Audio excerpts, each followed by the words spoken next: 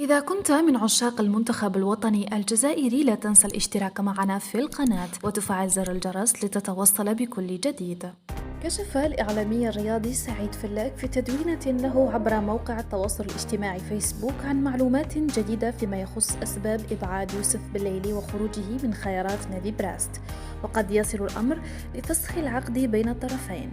وقال نفس المصدر أن إدارة براست قررت في أول وهلة معاقبة اللاعب يوسف بليلي لأسباب انضباطية، غير أن هذا الأخير لم يتقبل الأمر ودخل معهم في نقاش.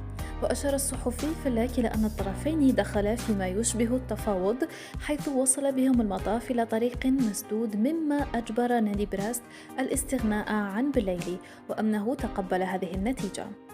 كما ذكر نفس المتحدث أن بليلي سيفاوض إدارة نادي براست من أجل فسخ العقد الذي يربطه معهم في الأيام القليلة القادمة، أملا في التوجه إلى البطولة القطرية، غير أنه سيبقى دون منافسة حتى جانفي 2023.